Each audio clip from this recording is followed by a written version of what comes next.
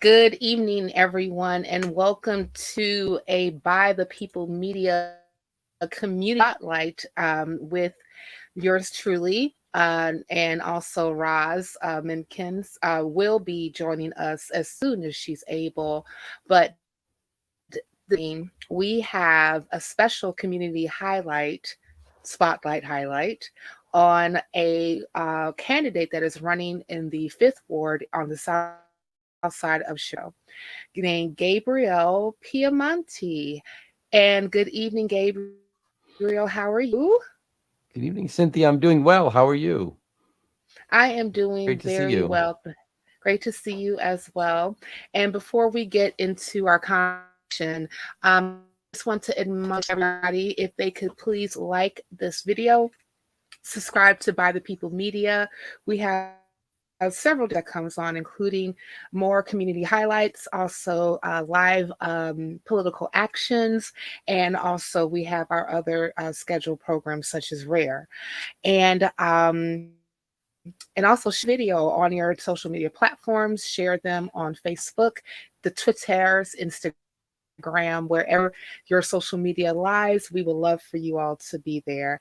And also, please make sure that you are telling, especially if you're in the Chicagoland area in the Fifth Ward, to please come and check out this particular video so that they can actually have a little bit more background on one of the candidates that happens to be running for representation in City Council. Okay, so I think I got all that out the way. Is there something else I need to add? I'm not sure.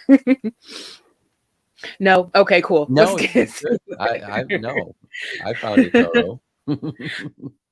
Cool. I try. So this evening, and I do apologize, everyone, if you all hear like randoms, this is like a dog, a cat, or a baby. It's just because that's life, okay? So bear with us, and we're definitely going to try to go ahead and get through the interview as best as possible. But yeah, so let's go ahead and get into it. So this is a continuing conversation that Gabriel is having. First did our first interaction rather on Twitter Space. We got a lot of views on that, and we were discussing taking the national reparations conversation and seeing how it can be translated into a local agenda properly, not Evanston, properly, where we are where we're really discussing what does equity look like, and also addressing some of the things that the city of Chicago can do, especially to its Black residents who are descendants of chattel slavery freedmen, and also how those particular notions can be implemented as far as policy is concerned. So this evening we are discussing rather public safety and what the solution is.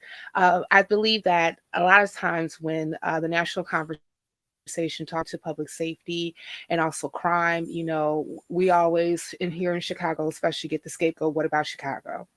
And we understand that even though like the crime rate is high per se, but we never discuss the determinants of why that is the case, like the determinants of health per se when it comes to violence that happens to be in some of the poorer neighborhoods that happens to be predominantly African American. So we really want to discuss like instead of like how normally the conversation goes, oh, we just need more police, or we just need more this and that, but we never really talk about like historical ills and also resources. So that's what we're getting into now. And with that being said, I'm going to go ahead and hush. And Gabriel, I really want you to talk on this subject.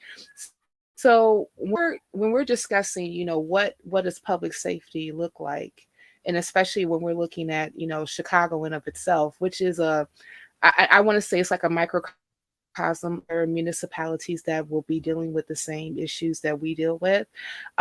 What are some of the things that you happen to see that contributes to such that could be so high as far as like violence and other crimes that happen. Thank you, Cynthia, so much for your framing. Thank you so much to By the People Media for giving us this platform, this important platform. Who's watching. And I'm just very excited to have this conversation in part because one of the things, so we've had some strong reactions to our approach to local public policy in terms of using the federal reparations frame as something that you can bring to a local level. And I think public safety could be one of the best illustrations of how not only is it appropriate, but perhaps essential. And a problem that we face in the country with really social issues over and over again is strategies are brought up. People will say, well, why, let's try this approach, let's try that approach, let's, tweak things we've done in the past. And yet we keep coming up short. We keep failing at solving problems that it seems like we should be able to solve. Other countries have been able to solve them, or we have enough money, whether it's healthcare or public safety or education. What I believe, and I think many reparationists believe this, is that what we are coming up against is what is the what I will call uh, the willfully erected wall of ignorance regarding Mm. the consequences of a legacy of slavery and what has chattel slavery and what has come after that. And the fact that Mm. we have consistently in this country chosen whenever we felt that we needed an infusion of resources into into the economy and for regular folks, white people get the most. Other people get something, but less than white folks. Freedmen get nothing. And whether we're Mm. talking about Social Security or the GI Bill or the Homestead Act, even with unions, which is sort of, it's not really a government program per se, but had intended supposedly to make things equal for everybody. They became equal for Mhm. everybody except for freedmen, except for Black Americans. And so we Yeah. turn to public safety and we say, well, what are the determinants of public safety? One thing we know for sure is that economics are very closely related to public safety. So there's some Mhm. small number of people that appears to be pretty consistent across all demographics that are kind of career criminals. That's what they do, and that's a small number. You don't get to zero. You can get pretty close to it. And then as economics become more unstable and uncertain, and where people have to shift to make a way, there's not a clear path for them to have a roof over their heads and feed their families and so on. We always see an increase in criminal activity. Right. What seems Right. clear in our ward is that both the incidents of various indicators of economic instability, and I'll talk especially about housing in a minute, and Mhm. especially violent crime, but criminal activity generally, are very closely linked. So so south of the ward is sort of divided north and south, and on the south end of the ward, where we have neighborhoods that are 85% Black American or 95%, we have a lot of economic insecurity. We have a 15% or higher unemployment rate. We have very a deep housing insecurity. And we have horrible violent crime. South Shore, which is the biggest, there are two neighborhoods where the bulk of war. On the north end, it's Hyde Park. On the south end, it's South Shore. It's a 95% Black community, uh, probably 92%, 93% Black American. And it was leading the city for homicides for most of 2022. At the end, by the end of the year, another neighborhood, also a Black neighborhood, ended up being, having the most homicides, but being second isn't anything to be excited about. So we had this violent crime. We also have tremendous housing insecurity, and we have unemployment, and they're all related. And so when we talk about public safety, there are two things I think that reparations helps us to understand. Um, One is that this isn't unintentional. This isn't a mystery. We recognize that um, the economic infrastructure of Black communities has been ruptured, and whenever there's been an effort to knit it together, there's another assault. And in Chicago, the weaponization of housing is the tool of choice often, whether it's redlining or housing contracts or steering people away from better quality housing, or there are a number of strategies that have been used. But the consequence is housing insecurity. Right now, that's a very high eviction rate and a very high foreclosure rate. Everybody, whether you own or rent, if you are in a Black community in Chicago, this is a challenge for you. And if you're in South Shore, it's at crisis levels, and you're also dealing with tremendous violence. So one of the things that reparations and taking a reparations frame to a local level teach us is this is not a mistake, and it's a consequence of the work of the broader community. It doesn't come out from people living in conditions. It comes from conditions being imposed. Second thing reparations helps us to understand is to make sure that we're looking at all angles of the question. So when we say public safety, a question we have to ask is who is safe and who's unsafe. So in South Shore, public safety for tenants, when we talk about criminal activity, it's landlords in a lot of cases. So I'm working with some tenants right now. I'm in conversation, involved in a peripheral way with some landlords who have not had heat since Christmas Eve. They're in a building and they have had to struggle. They were at some point space heaters after agitating for a couple of weeks. They were finally given space heaters. Um, Mm-hmm. those were blowing fuses. People living in a room with their families, whatever room was holding the circuit, they could begging for their heat.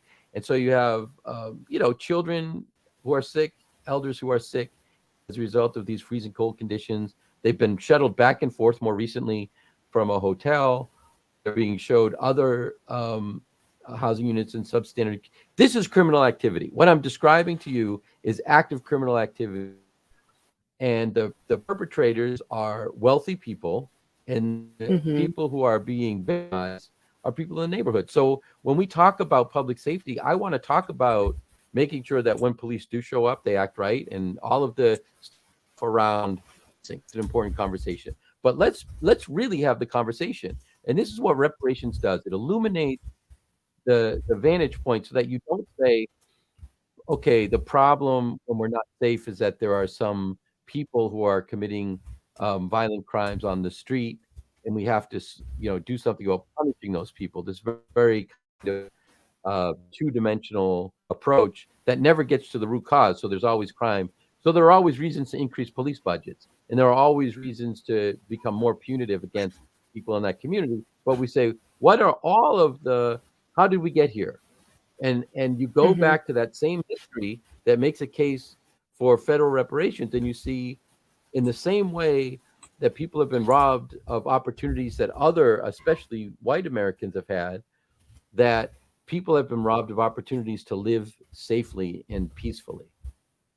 And so Mm-hmm. public safety has to be an economic conversation as much as it is a conversation about anything else.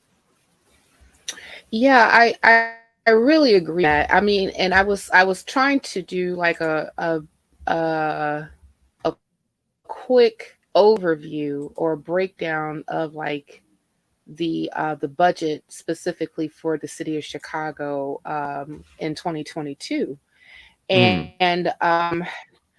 and one of the things that was like really startling, like well, the first thing that they mentioned is the state of municipal code stipulates that the city of Chicago must produce a balanced budget annually. In 2022, the budget has a 733 million corporate deficit. The Chicago City Council Office of Financial Analysis review of the City of Chicago 2022 budget recommendations will primarily focus on how the City of Chicago's budget gap will be closed at the Chicago Recovery Plan. Now, but I wanted to talk about specifically some of the things that they wanted to do. So one of the things that they mentioned to shore up this budget fall is they said that a one-time Chicago Police Department retro payment that was budgeted for 2021 resulted in a decrease of $99.8 million, and driven by the increased projected cost in healthcare claims and prescriptions. Finance General increased by $12 million. Deferred compensation match increased by $4 million for laborers and crew contracts, and Finance General increased by Chicago Police entry and promotional exam costs of $6 million. And I wanted other things that I wanted to point out, like if anybody got a chance to look at the budget for 2021 in Chicago, that the majority of the police of the funding actually went to policing, but where we saw a shortage of like the allocated resources were in social services and also helping those who happen to be disenfranchised. And even when you were talking specifically about the who was benefiting specifically from, like, some of the issues that we're having specifically with housing in South Shore, are the landlords, because they're not really being held accountable for how they are keeping their buildings. Yet you still have tenants, like you mentioned, that don't have heat. They're asking for different things like fixing like the sink or fixing your toilet, or any other Right. things that they're supposed to do, but they don't. I remember you and I were talking previously, and how in my when I was working as a case manager for Howard Brown specifically, how I had a client that was living in South Shore, and she actually received a subsidy to get housing, because previous to that she was homeless. Now, what ended up happening was that the building of itself was not kept properly.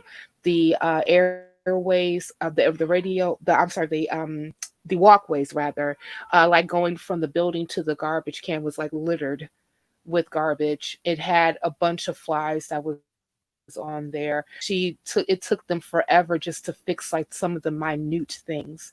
And but they were really quick to say, okay, we need your portion of the rent and we need it right away. And we Right. do have like a lot of people who may say that, okay, well, I'm going to withhold rent in order for me to make sure that my just due, as far as like what you're supposed to do as a landlord. But they get the 5-day notices, and then they pile up, and next thing you know, they're eviction. And even like I know that, like, for the past like 5-10 years, specifically in that area, like eviction, as you mentioned, is like extremely high. And the most people who are being put out of their homes are black folk, are freedmen folk.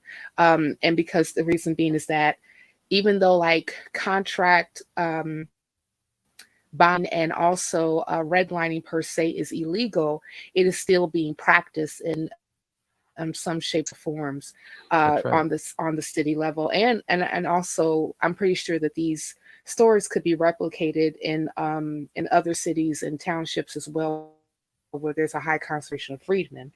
So Absolutely. Dave, um continuing on, why you would say that this is a public safety crisis, instead of saying, oh, we need more police, which, like, it seems like that's what the city of Chicago wants to say. Oh, public safety, we need more police, but not necessarily dealing with like in housing insecurity and homelessness and housing instability.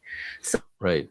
why per se would you call that the crisis that we're really facing as far as like public safety is concerned? So I think, and I want to make mention, as you said, the solution is always more police in Chicago. We have 5 candidates that are have a statistically significant chance of becoming mayor. Of those 5, 3 would be styled as progressive in one way or another. Of those three, progressive, two, part of their policy is to more funding to the police. Well, Mm. and more police on the streets. Well, first of all, you can't get more police on the streets. We have problems with recruiting, but more importantly, for the last 20 years, every year an increase in police budget is voted and improved every single year for the last 20 years. And for the last 20 years, every year the number of arrests go down. So we are literally, not only are the police, if the police were a static number of officers and resources, not only would that show a decrease in results for us, but we're actually investing more and we're still getting fewer and fewer Mm. arrests. So just more money for the police isn't, even if you're a pro police guy or woman and that's your thing, it's not working. You're not getting the results you want. And again, I believe you've got to use this reparations frame to understand why. Because what the city's police system is about in Chicago, more than anything else, is control of Black folks. It's Yeah. and they are given unlimited discretion in what it takes to do that. And we have people who are literally, when they are finally stopped, when there are police who are terrorizing people, and when they're finally stopped and either prosecuted or just truths that come out about them, they are literally terrorizing people. They're behaving like insane human beings and committing absolute atrocities. And we say, well, that's one bad egg or one bad apple. And so I think Yeah. part of the problem is you cannot, that system. A lot of people just say you can't fix that system. Certainly giving it more money isn't going to help. I Right. think, and I believe as a reparationist, that the reason this is confusing to people is they refuse to acknowledge our past and our history, and that this is not, this is the saying is, this is not a bug, it's a feature. That the system Mm. it's doing what it's supposed to do, which is to terrorize Black people. It's not providing much security. Our Hmm. homicide clearance rates are a national disgrace. 12% clearance rate. There are all sorts of statistics indicating that if what you think the police are in Chicago to make us feel safe, first of all, people feel safe. Second of all, the numbers don't, reflect a kind of, doing their job effectively. This is not. I'm not having I'm not making a defund the police case. I'm making the funding doesn't work with the police case, and I'm saying we'll get to the police in a second. We just need a smarter budget, and I'll get into that. But the priorities are first economic, because another thing that happens, we're Hmm. talking about landlords and we're talking about how economics kind of trickle into unsafe conditions. You have those people being victimized, right? But also these buildings, you have incredibly dangerous buildings all over the Fifth Ward, all over South Shore, buildings where the landlords aren't maintaining external lighting. They're not Right. paying to have the garbage removed that they're supposed to have removed. And these create conditions that predators love. And Yeah. so for people who are career criminals, they love an environment that looks unsafe and spooky, and people aren't going to hang around there. And if they do, they're basically going to be isolated. And then you think about people who, out of sort of desperation, decide that they're going to commit property crimes. And there's a whole Yeah. conversation to have, about this. But the truth is that some people, if look, you know, I don't want to be in a scenario where it's a choice between me having to commit a crime and bringing food home for my wife, because I know what I True. would do. So, Right. I think it's disingenuous for people to say, well, I would never, do a thing that you will never be in a position to have to think about because you have Yeah. stolen wealth from other people. And that's Yeah. the challenge we face, is that you have people who have vast resources who are saying, we've got to crack down on criminals. But when you say, okay, well, landlords are a problem, they say, not that kind of criminal. And you say, okay, well, the police are doing all kinds of criminal activity. They say, well, not that. And eventually you get down to Black people and they say, that's the criminal. That's the person who's a problem. Mm. No city is going to function properly until you start to face the history that has brought us to this point. And Sure. so that's why I believe this is important. This, again, is not the only thing. There are lots of other things we should be doing. We have terrific violence interrupters that need tons more funding, and it needs to be extended. They need 20-year grants, not when the crime goes down, we cut the grant because you've done Hmm. your job, but that they can maintain all sorts of programs of parallel effect that reduces crime, like community gardens, where it's just a fact that criminal activity dries up around a community garden because you don't know when people are going to be there. And you can apply that to other outdoor Hmm. activities. The more of that kind of thing you're able to generate, the more you can economically revitalize a street like 71st Street. 71st Street is a dangerous street for a lot of people, and it's partly because at night there's hardly any activity there. And the people who are Hmm. there are not people who are going to call the police on somebody else for a variety of reasons. So Sure. change that dynamic, and you start to change, you start to get at the heart of some of these other issues. I hear that. Also, transit policy is definitely a similar issue, and there are some other things, but I think I've gotten my point We across. going well, we're gonna, but yeah, I want to touch on all of those things because they do actually go into the conversation of public safety. But before we do that, we want to acknowledge the others in the room. We got Roz from the DMV who is here Hello, co-facilitating Roz. the conversation with Gabriel, and we also have Vice President of the Freedmen Descendants of Chicago, reparationist, and Freedmen absolutist, Arthur Ward. Hello, Roz, and hello, Arthur. Welcome to the conversation. You are both muted. I'm in There we go. here. I guess you can maybe hear me now. Hello, Gabe. Hello, Cynthia, Hello, and hello, Roz. brother Arthur Ward. I mean, I have some questions that I want to line up, but I wanted to just say hello first and allow Arthur Ward to greet you all too. Thank you. Thank you. Well, the only thing I want to Gabe discuss is what is the progress of the campaign right now? What's some of the dynamics that have been happening lately with the campaign overall? Thank you for Okay. asking. Yeah, it's really been a journey. We when we started, um, when we started talking about reparations, we there were a number of forums at the beginning of this year, and people got so upset. And I'm talking about candidates. Came so upset that there are instances, and you can see them because all of these were streamed and they're recorded now, where people were shouting, like hollering about the fact, like, don't talk about reparations, stop talking about reparations. And yet, when in the mayoral, so we were the first people to talk about reparations in this election cycle anywhere. Nobody was talking about it. And when I say we, I'm not a royal we guy. I'm talking about Cynthia. I'm talking about Arthur. I'm talking about Marlon Watson, who's not here. Linda Jennings, who has been a incredibly important advisor as well. Reparationist saying to me, we're willing to go along with you on this journey, but if you're for real, you're for real. So we're going to talk about reparations. It's not going to be a background thing. And I said, help me, advise me, but that's okay by me. People had a strong reaction to it, but lo and behold, we started talking about it. People got angry within, a couple forums later. Everyone starts trying to do not exactly, correct, but they're trying to say, well, me too, in some way.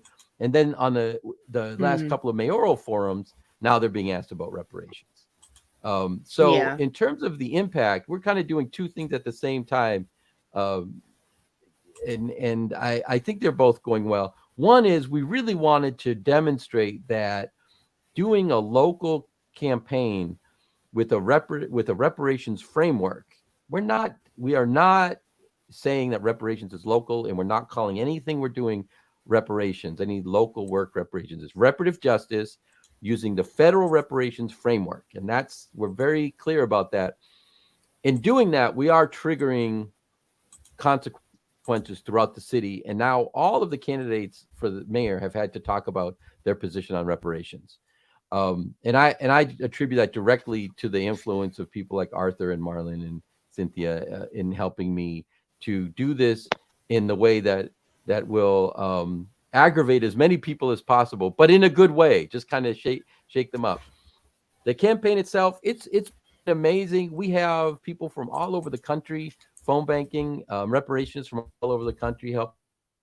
We have people locally helping out, and it's this message, in the same way it brings many of us together. Other people have been upset. So I've lost supporters, I've lost donors who have told me very specifically the only reason they're not contributing anymore is because we're talking about reparations. And even when I explained that reparations is just the framework, we're not trying to say, they say, well, we understand that and we still are opposed to it. So it's like a punishment for centering Black people. And for us, that's the price. We're really trying to find out in real time. This is a ward that's 58% Black, about 25-30% white, a significant Asian population, and then sort of a mix of other people. It's a pretty good laboratory for whether you can bridge these things and get people to kind of on the white side of town, if you could get people to stretch and to say, well, all the policies, and maybe I'm not crazy about this one, but this is still the most progressive candidate. There was an endorsement that came out a couple of weeks ago, and literally this person said, we like all of the policies that Piemonte has, but he's wacky. And I have no idea what that means. And so they ended up endorsing someone else whose policies they liked less. And the only difference that I could find, other than having better policies by this is the Girl, I Guess, endorsement, for those of you who follow the Chicago endorsement, I guess wacky is code for reparations. And I don't, it's so, yeah, I I was thinking when you said that, when Marianne Williamson was running for president, and she would be satirized on like other leftist shows like SNL, and even like on some like late night leftist talk shows, and that's what they would call her, is wacky. And the only thing that, even if she may be a little bit more, I don't know, like, hope is love type thing. Um, one of the things that she did center, even though her number was extremely low and incorrect, she did center reparations at her campaign.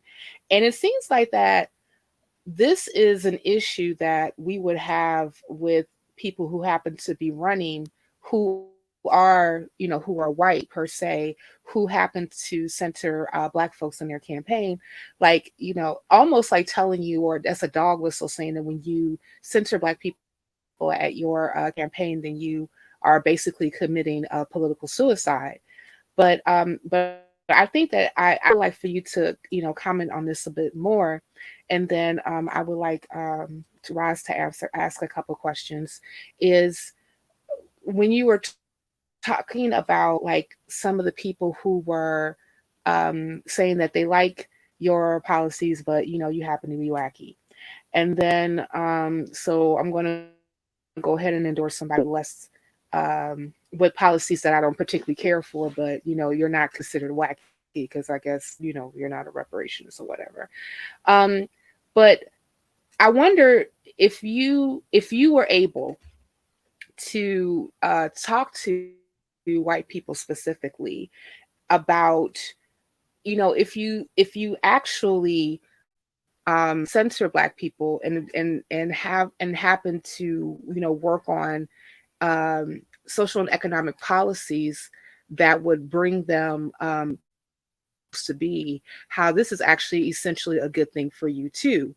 So how would you have that conversation, or how would you frame it so that that would make more sense for others who may be more opposed because you're centering Black people in your campaign? Um, thank you for that question, and it goes right along the lines with something that I just saw. I think it was Sister Fate who said, why is this wacky? What's wacky about a white person kind of advocating for this? And it is a good question, and it varies, from people to people. And certainly there are arguments you can make that are sort of like, look at the economic advantage. Like, you can get into the reparations, the argument for reparations federally, and you can talk about the economic advantages to the whole country, You can talk about the moral argument. There are things you can do there. For the local race, um, it's really been interesting because I've also gotten a small group of people who are on board now who weren't before. So some people do respond more positively because they see this as progressive. For those who do not, I am making a good faith effort to explain how I think it is illuminating, and I do make the case that we make an error when we think that helping everybody is actually helping everybody, and that's sort of how I frame it. And so it might be a little confrontational, but I feel there are certain bars that I think have to be higher for us. We're a much more professional campaign than most people. We've raised a lot of money individually. There are a lot of things we've done that've been sort of like a higher standard, and one of them is honesty. And I'm trying to be as transparent as possible. So the part of the argument I make is that when you're doing social policy that you think is going to help everyone, you can look historically. You don't even have to get too deep into a specific thing that you're interested in, and you see consistently that we leave freedmen out, and it's not. And that history comes right to the present, where today everyone is better off in Chicago in terms of housing than freedmen. Literally everyone, by every possible measure. And you just can look at the present and see that there's a pattern. I am mirroring what I think is the best national strategy, which is that you find the people who find that interesting or compelling, and the people who you don't. I mean, we've literally done these calculations. Marlon and I have put big pieces of paper in front of us and done math, and we know we're going to lose some white folks, and we know we're going to gain some reparationists and freedmen who like the idea of a reparation centered, a freedmen first centered campaign. And what we do not know is whether those balance out. Where I'm asking people to stretch. I'm asking white folks to stretch who don't think this way. And I've had some success in the past in politics and in other places in getting people to consider candidates that were more, a little different from what they were used to as a mainstream candidate, or taking actions that were maybe a little used to.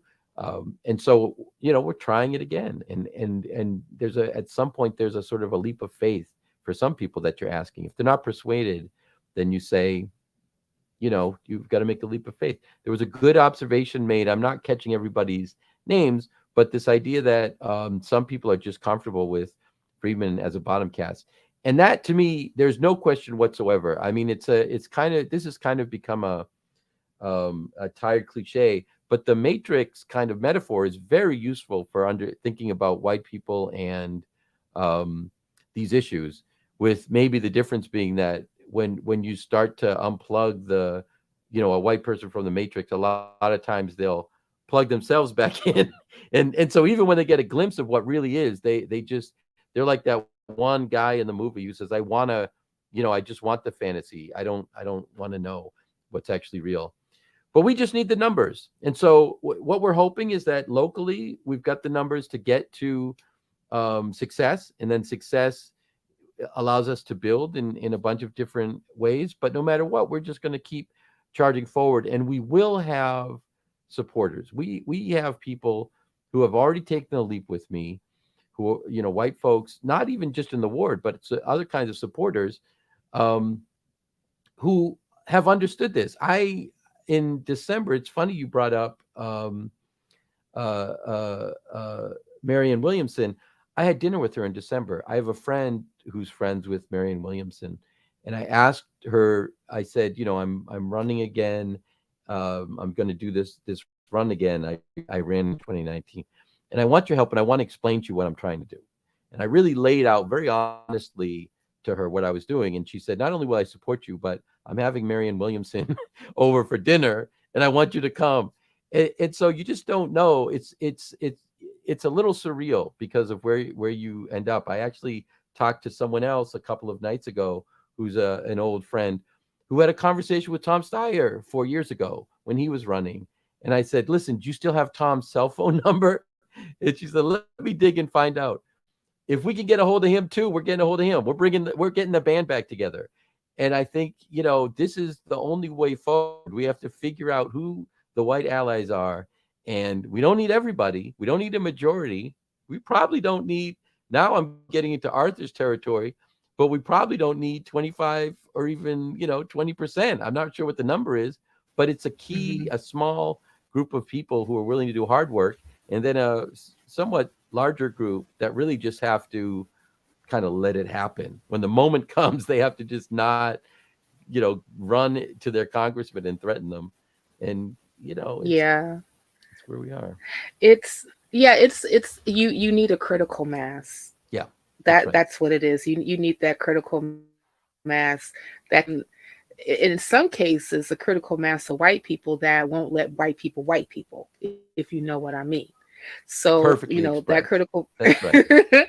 I was like, yeah, we ain't gonna let you Yeah. white people. And which means like, Yeah. basically, put up obstacles and barriers of that nature for having like a real, because I know like progressive is a word that is thrown out to me like a throwaway term in some cases.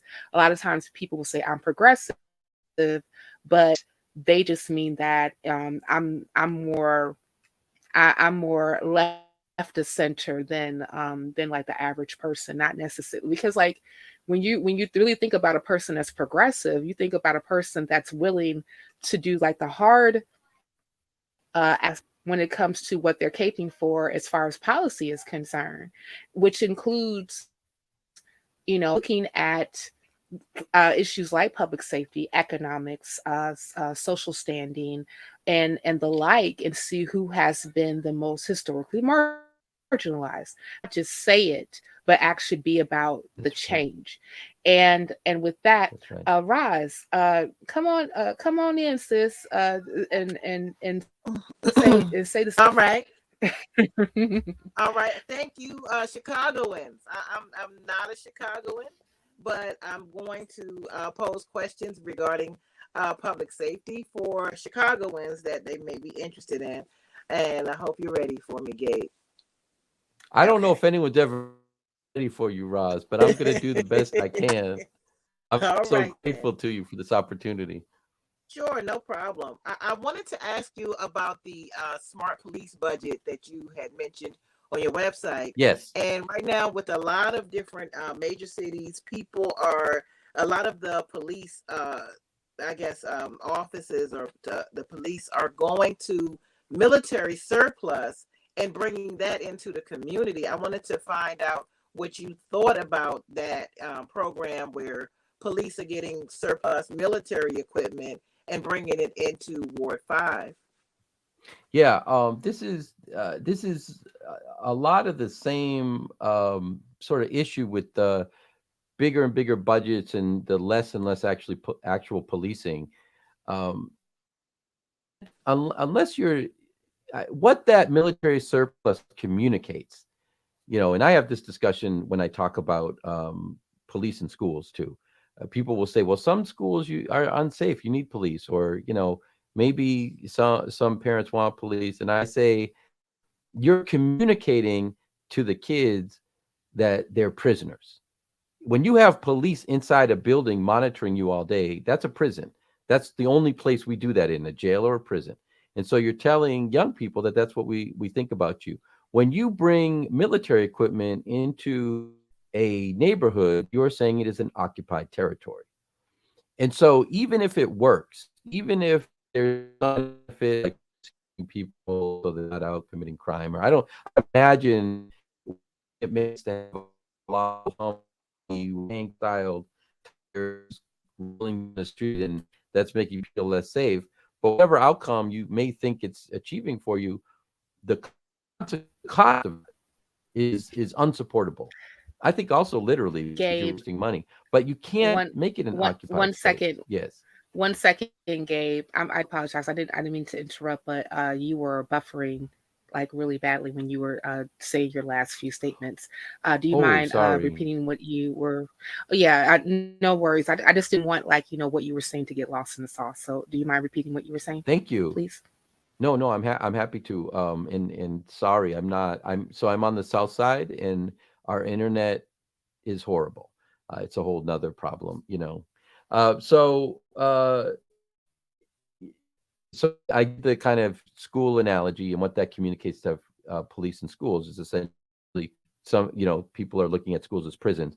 You're in occupied territory if you have military equipment traveling up and down your neighborhood, and so it's not, no matter what you're achieving or think you're achieving, it's not justifiable because of that.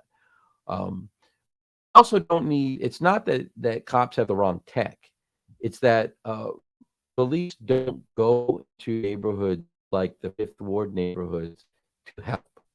Small number do. There's always the exception. There's always the asterisk, not all cops or whatever, and that's fine. But I'm talking about structural problems. And again, this is where the reparative frame is. The reparations frame is so important. For 400 years, when we try to come up with safety solutions, Black folks are left out in the same way. So there's a way that police treat white people when they're pulled over. There's a way they treat Asians and so forth, and then there's a way they treat Black people. And we can have as many studies from the Brookings Institute, and we can have as many forums, as many events as possible. The same outcomes are going to happen over and over and over again because it's baked into the system. The point of policing the way it happens in Chicago in the Fifth Ward is to terrorize Black people.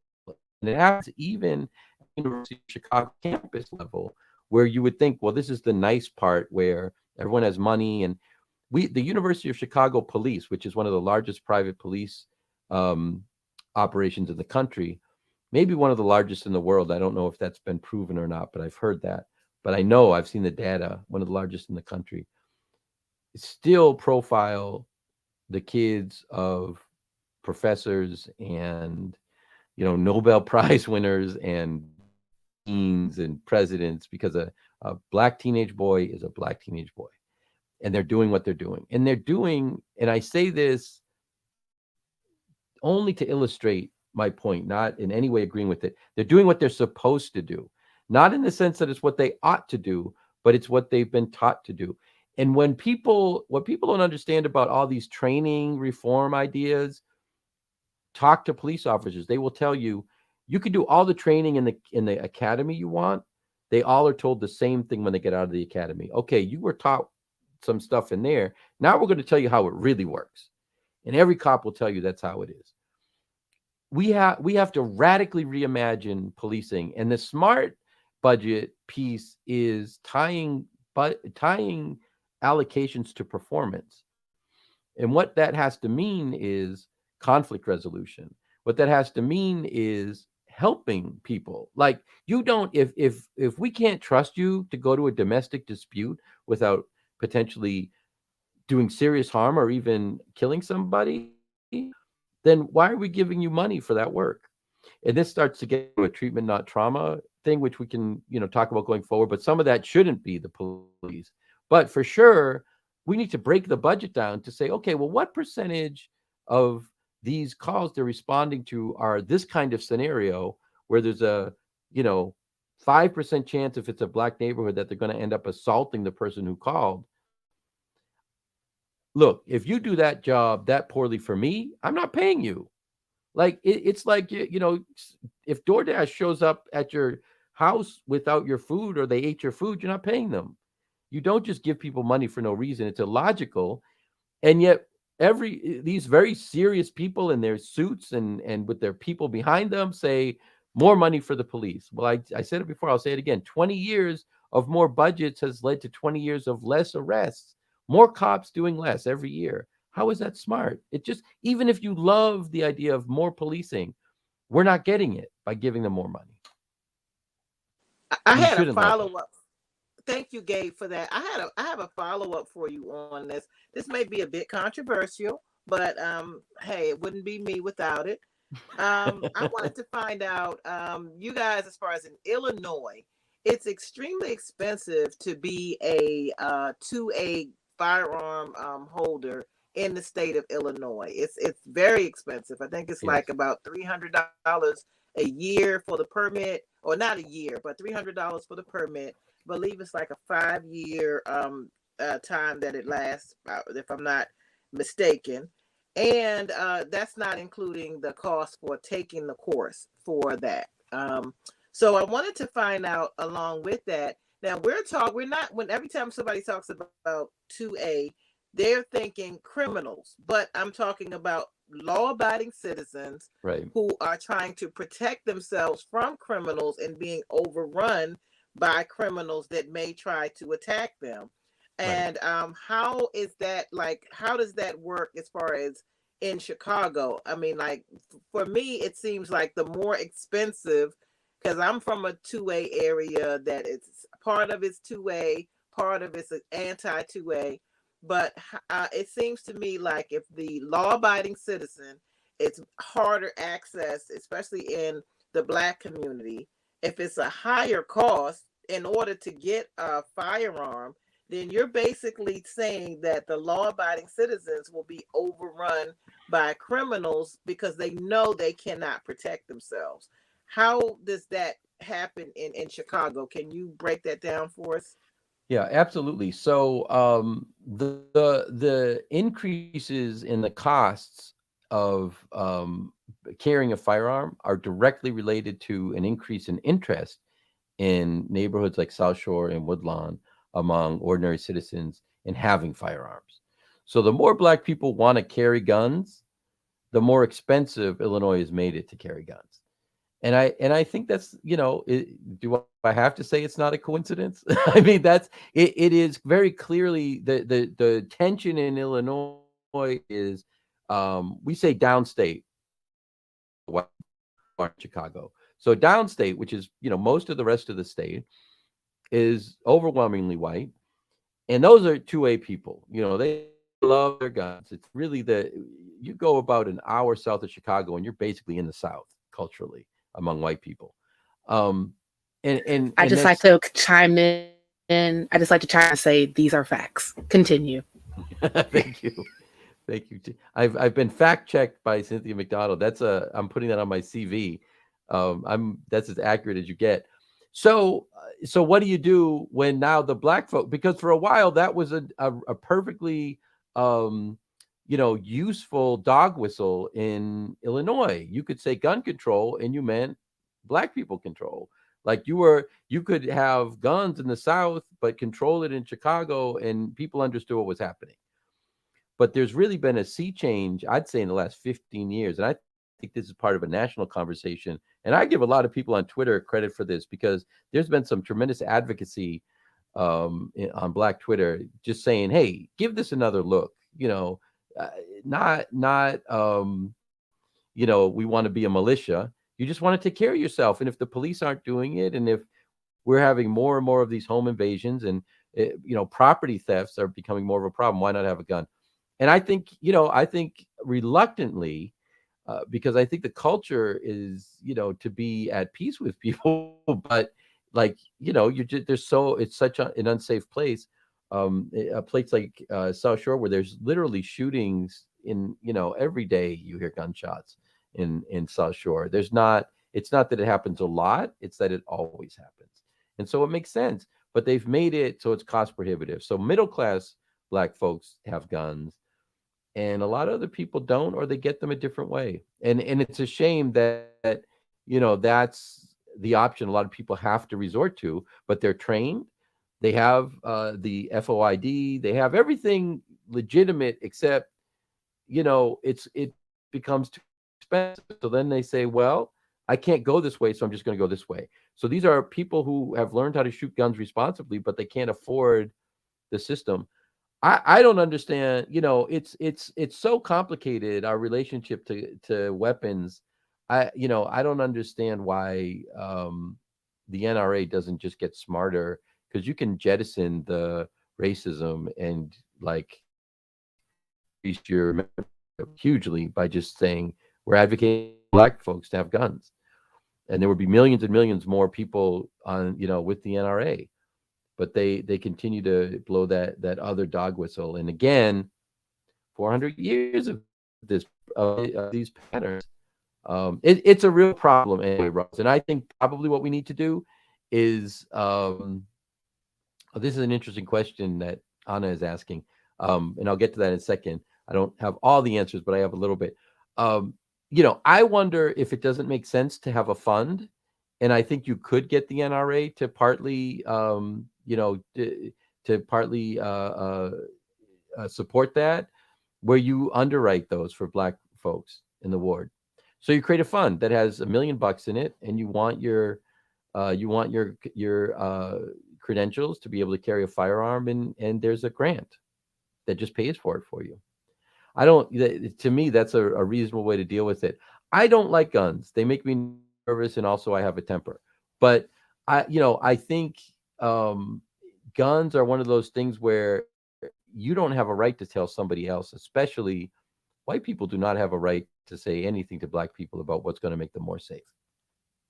That I just think that's the bottom line because of the historical thing. So if a community says we want to carry firearms and we want help getting them and not having to resort to illegal guns or not having it be literally I'm late on rent because I had to pay for my ID to have a firearm, I say put a fund together. I think there are a lot of people who would support that. I think it would be the north end of the ward. If there are people from Hyde Park, progressives watching me right now, they probably find that very upsetting.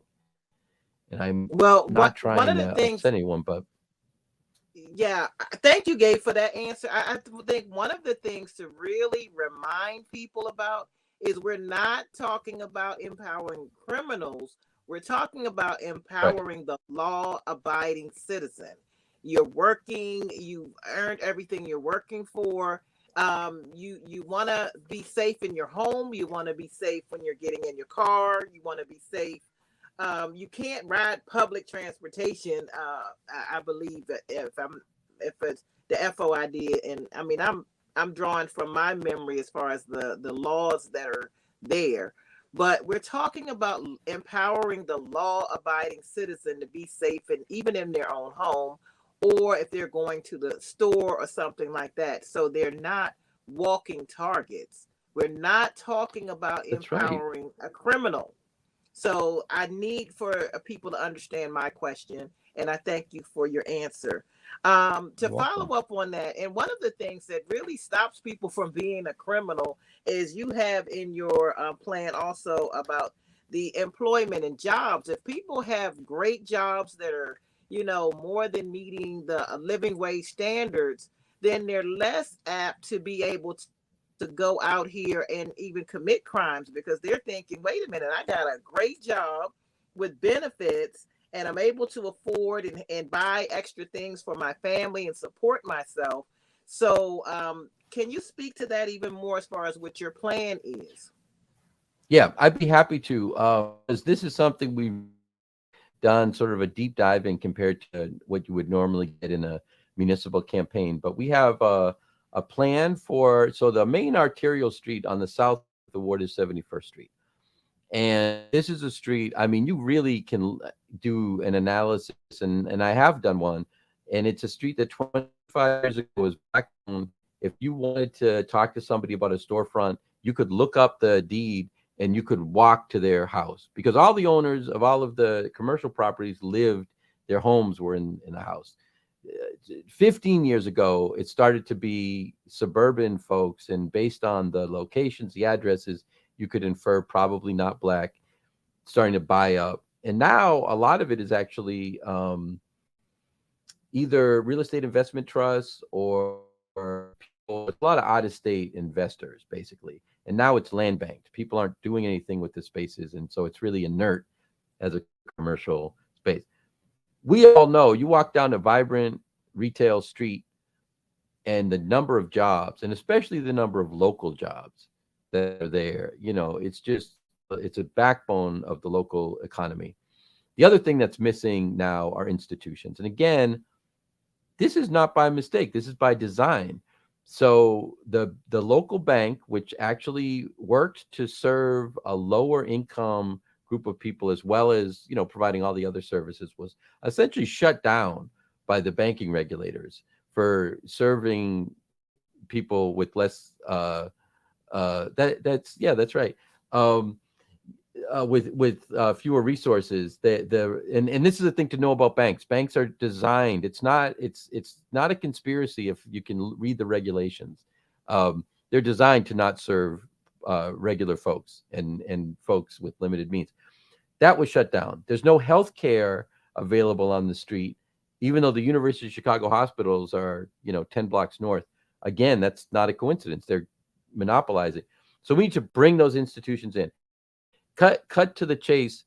We have a plan that reactivates retail spaces, creates a holiday season specific strategy, because that's basically how you make the money through the year if you're a retailer. And between those two things, it brings jobs in. And then the institutional, we've really done an analysis of establishing a group of institutions, the three core institutions being a credit union that I was one of the founding organizers of, that already exists outside the world. We'll bring a branch in, a health center, and I've been working with a group called Heartland Alliance Health in Inglewood on expanding a clinic they have there, and they're interested in expanding.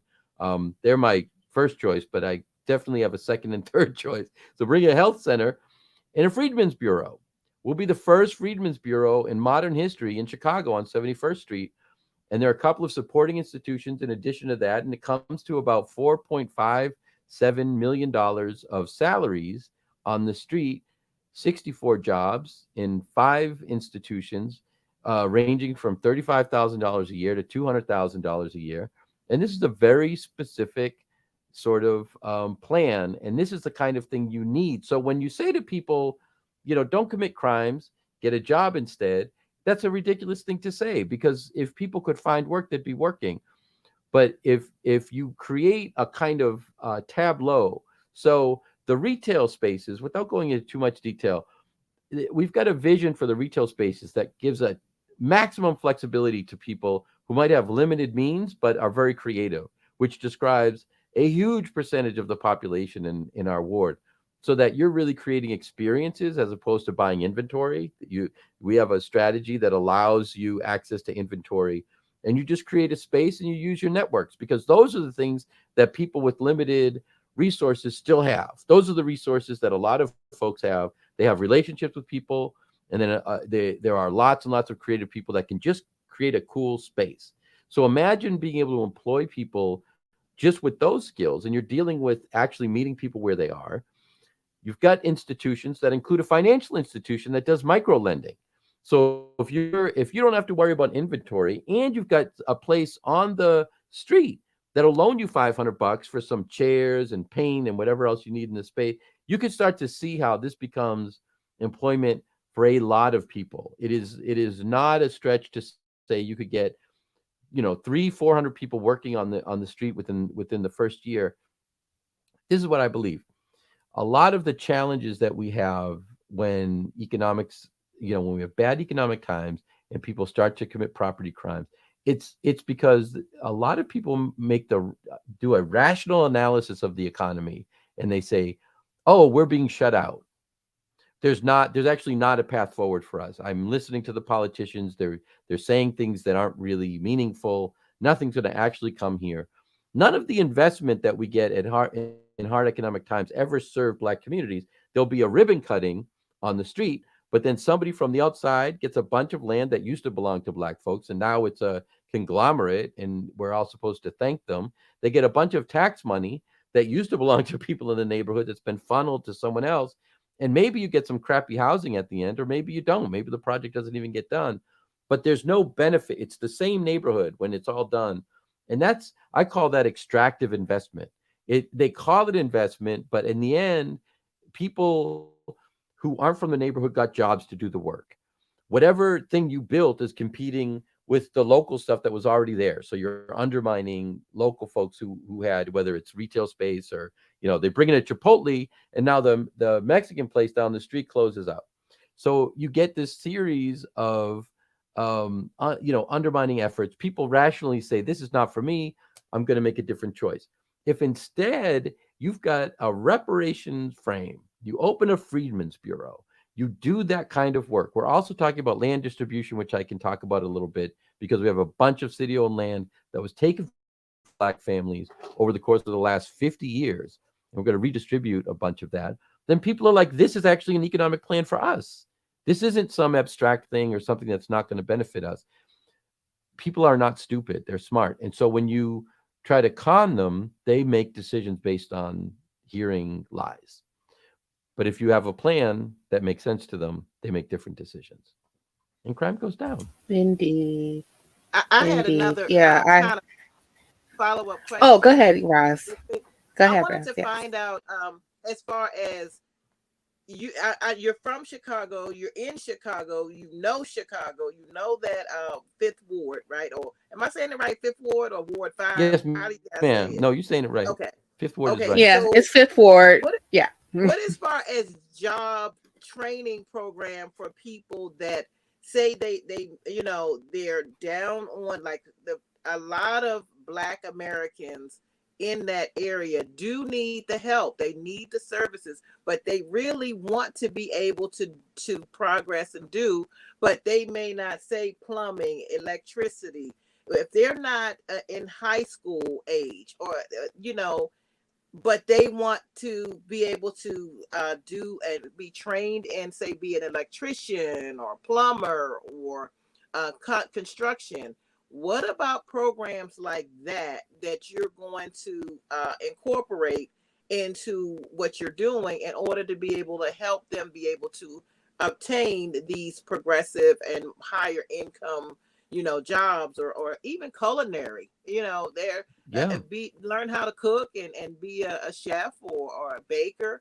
Are there things like that you've incorporated into getting people into those kinds of positions? We do have that. That's part of what we have in mind. It's not laid out explicitly in the platform, and that's partly because there's a kind of information overload that we're trying to balance out. But there are two things. One, some of those programs exist. For the most part, the problem with what already is out there is they don't pay people to learn, and we've got to do that because you can't ask someone to not feed their family for 9 months while they learn something that they may or may not be employed for. But what you're describing, I think it's so important when you talk about plans like this to do every phase of it. You have to almost build backwards and imagine, how do I start with somebody today so that when I break ground in 2 years, they have a job? And in a critical part of this, to me, is a commitment, and a firm commitment we talk about on the site, and when I've talked about this in videos and stuff. This is all local employment. So we're not opening things up and then encouraging people to apply locally. We're making sure every job is filled by somebody from the Fifth Ward, and as much as possible south of 63, because the problem is people create these programs and they become tools of gentrification, because now maybe the janitor's from the neighborhood, but the doctor that makes $200,000 a year is from somewhere else. And you can't do it that way. But what you're saying is critical. You've got to let people know from the beginning that that's the plan. So, like, look, you may not be able to become a doctor in 4 years, but we're going to have this thing built and open in 4 years, and you should be on that trajectory. You should be on the trajectory for the professional services you want. And we've got to have a way of doing that includes support for people along the way. This is we're starting to drift into a conversation around planned economy, which I'm willing to have. But it's definitely kind of a third rail for a lot of people because they're afraid of it. Sounds like socialism, but you know what? It is socialism. You can't actually make things better for people unless you make a plan that says, everyone who lives here, we're going to find a job for you one way or the other. Like, we're just going to figure it out. That freaks some people out, but if they really dug deep, and I don't want to sound like a broken record, but I do, you'll figure out why it makes you nervous when someone says all the Black people can have jobs. we're back to that 400 years of every time there's an opportunity. Why didn't people freak out when it was the WPA? Why didn't people freak out when we said every white family can get property for the Homestead Act?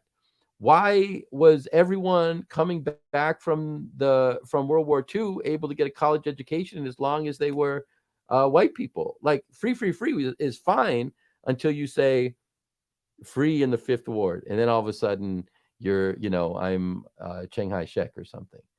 But that's how you have to do it. You have to have a plan that everyone is in, and not just in for the crappy jobs, that you have a vision for a full range of opportunity, and it's a full range of it's a closed system. And that's another element. We have a lot of the development we want to do. We want to do it with a B corporation, so a benefits corporation that's chartered to only do local work and serve local people, where all the stock distribution is local, and freedmen get like 10 times the amount of stock of anyone else. So there's local control on an absolute level, not this kind of like CDC squishy stuff like, oh, we're developing things for you, but literally, we're the shareholders and you're trying to do something we don't like, you're fired.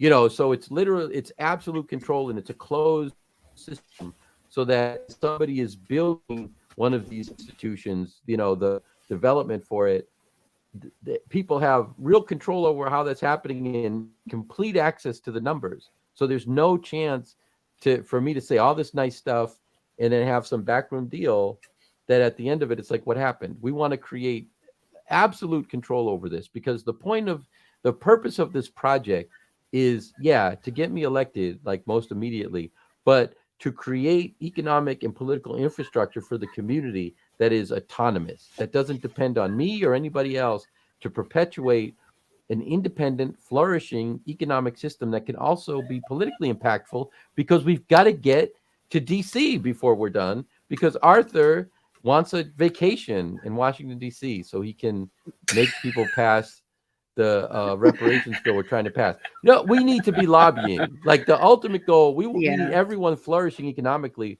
but we also have to take that success on a micro level and leverage it into lobbying success in DC when it comes to the federal reparations bill, which is really where we end up in the end.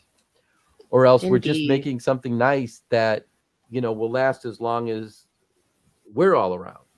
It's got to last Exactly. Permanently. It's got to last for a very long time. I keep trying to send Arthur to DC. I'm sorry, Arthur. I just want to say thank you for answering my questions. I hope that helped to I hope that you answered. I just appreciate your answers. Thank you. Thank you, Roz. I appreciate you. Thanks, Roz. And we wanted to, because we're going to be wrapping up pretty soon, but we want to make sure that we gave the two people who had questions in the chat have their due showing. And also to guys, we have at least about a good 15 minutes left. So if you do questions for Gabe specifically, could you please @by the people media so that we can highlight your question and he can get it answered. So we're going to start with Anna's question. If a police officer loses their license somewhere in Illinois, are they unable to get another police job within Illinois? Also, is there any national database to track police officers who had misconduct? So I know Anna has some experience with these, so I'll be interested to follow up with you, Anna, after this. But this is my understanding. There's actually not a license to police in Illinois. So, if you're fired from one municipality, you can move to another one and get hired. We actually need licenses like that, like disbarment, where you're actually prohibited federally, I think, really, where it's just like you can no longer do law enforcement. But certainly in the state of Illinois, to my knowledge, there is no you graduate from an academy, but there's no license that can be revoked. I've looked into this when we were talking about police reform and CPAC, which was an ordinance that we were advocating for a number of years. and we just couldn't find a tool that would allow that kind of individual punishment. What you really, I think, practically speaking, what we should be talking about is removing qualified immunity. So there's not Mm, really a license, but you should be able to be sued for egregious, practices, and that probably essentially puts you out of the business of policing. Is what I mhm. would say. But it would be great to have a license you could yank from a bad cop. Yeah, I was just and I was just even thinking about what you were just talking about concerning, like, being able to make sure that any cop that was involved in any type of misconduct wouldn't be able to go to another municipality, county, whatever, and get another job. So It they can happens a just go lot. ahead and just, yeah, it does. I mean, you see that type of thing happening in multiple institutions. People like mess up Yes, really, and then because like there's no accountability per se for making sure that that particular issue is not replicated in another area, right? right.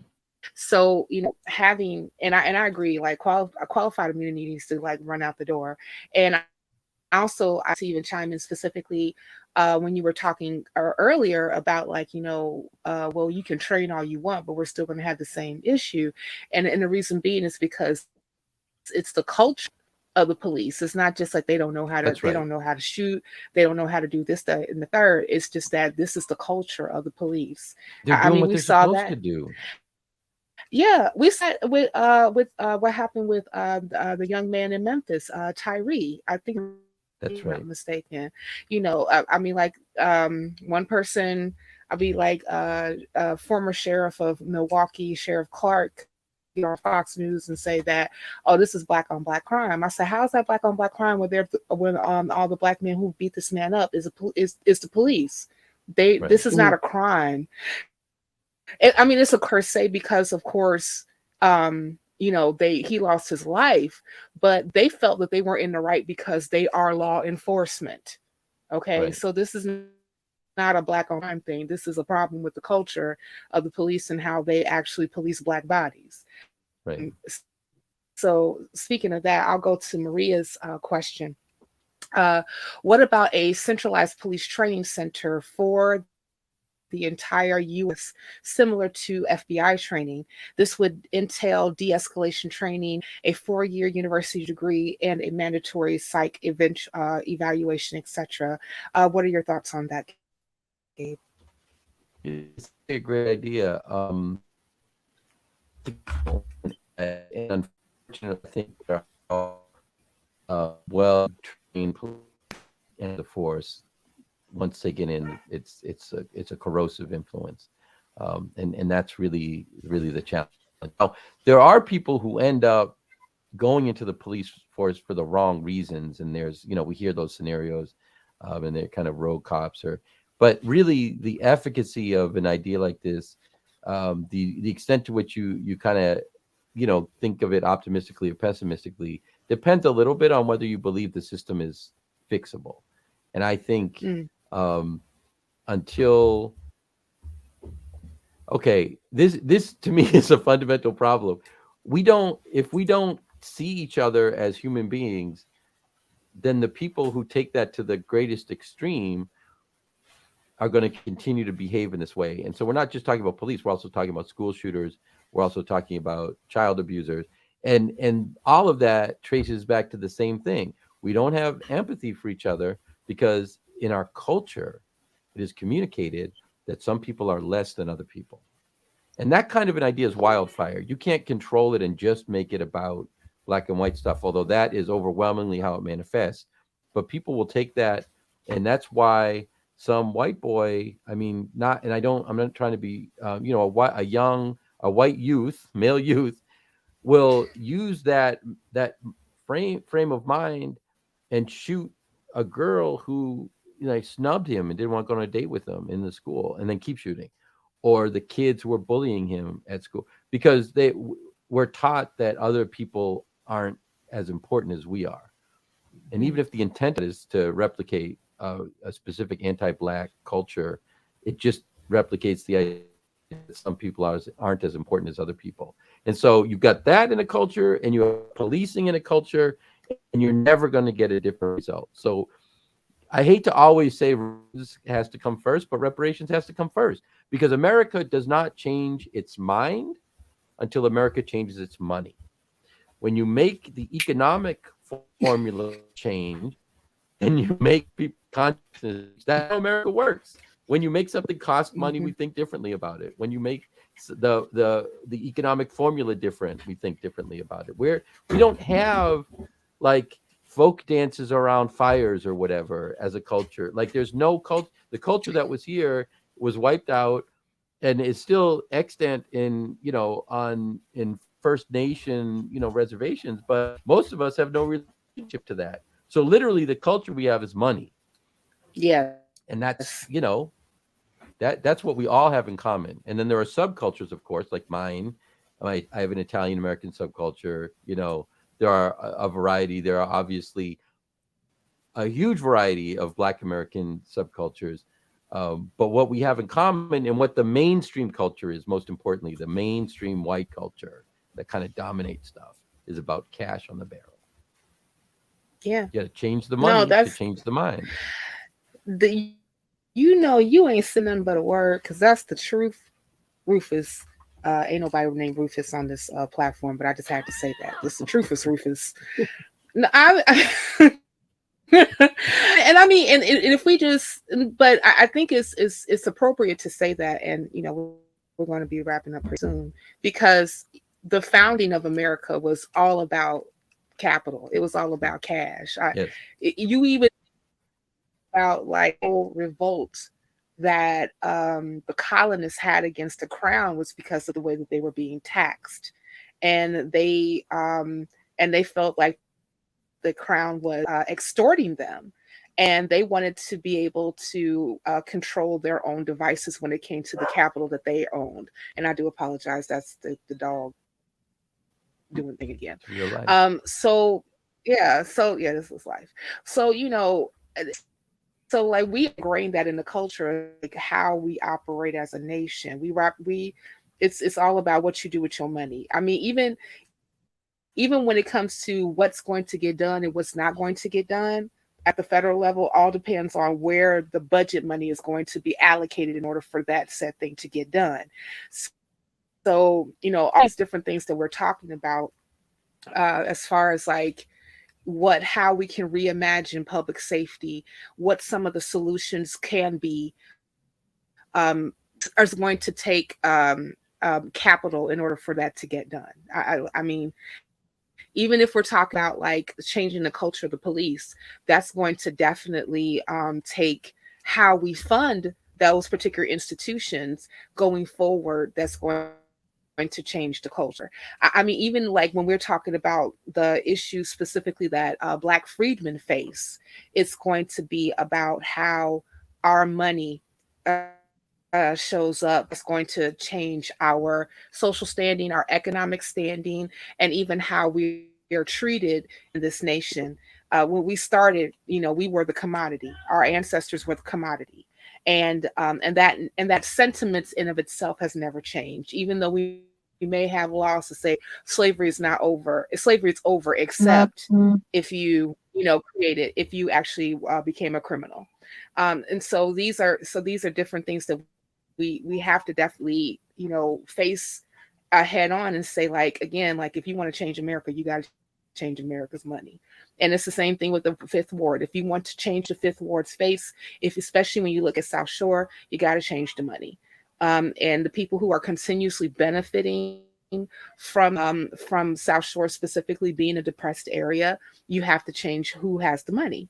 And that's going to be the bottom line to make sure that things are getting done. But with that being said, I want to thank everybody for watching us this evening. I also want to thank Roz and Arthur for joining the conversation, and by the People Media giving us this platform that we can have this conversation. And we are going to continue having this conversation. Hopefully we can come back to highlight another policy point that Gabe would have on his platform. And we want to do that until till D-Day, which is February the 28th, I believe, is election day here in Yes, Chicago. indeed. So, Gabe, before we get out of here, tell the people more about like where they can find you, how they can find a little bit more about your platform. Also, folk campaigns do take money. So you where people can actually donate in order to make sure that we get you in office and do all the things that you are fixing to do to fix the fifth ward. I like that. Fixing to do to fix the Nice. fifth ward. So yeah, if you can, please, Gabe, take Absolutely. that away. So the website is gabe45.com. It's GABEFORFIVE.com. And you go there, you can right away see the platform. It's made to be really interactive. We also have video and podcasts that you can listen to and watch. If you want to donate or volunteer, right at the top of the site, there are buttons to do either or both. We would love to have you join in wherever you are in the country. We can use your help phone banking and supporting us via social media.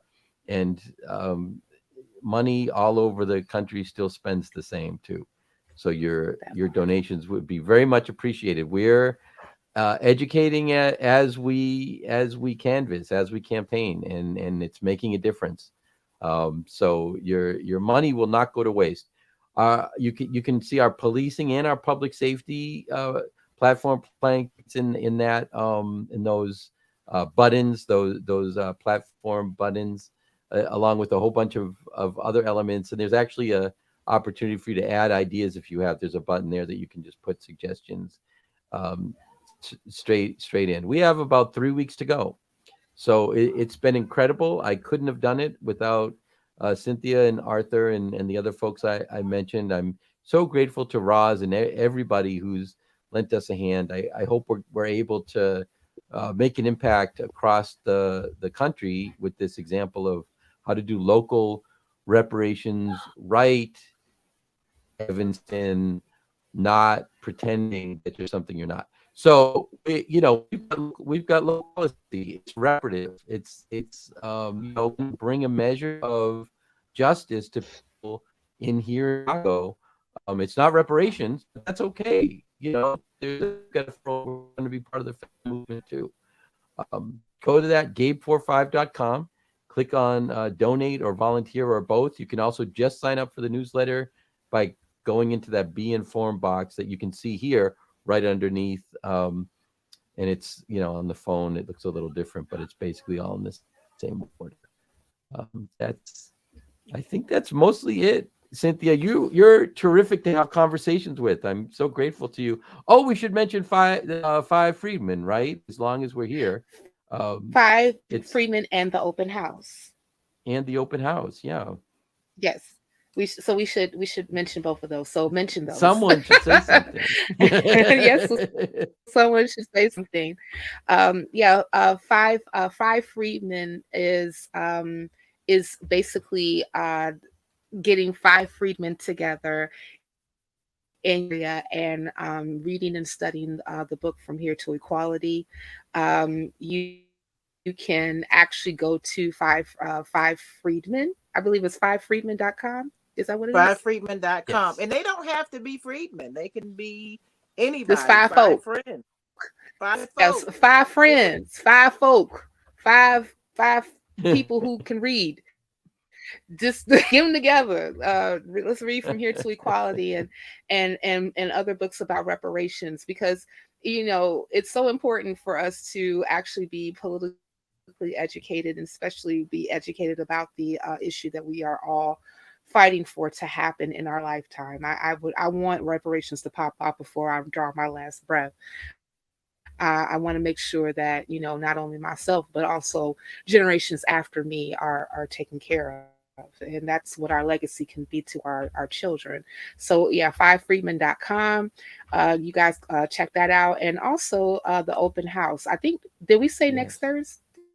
We did. Yeah. So next, Thursday at yeah, 5:30. Is Tell that or us about 5? it. yeah, next Thursday. That would be the 16th at 5:30 So we Central have a Standard Time. storefront on 71st Street. We're actually in our vision, if everything goes according to plan, would be the ward office, and the Freedmen's Bureau would be right next to it with a door, so you can go from one to the other. But right now it's a storefront. We've got one of the storefronts in that. For those of you who know 71st Street, it's 71st and Bennett, diagonally across from the slab. And we're inviting y'all to come out, check it out. If you watched this and you want to take a question, come and ask. And we're very happy to have you. We're gonna open doors at 5 or 5:30, something like that, and then I'll probably run my mouth.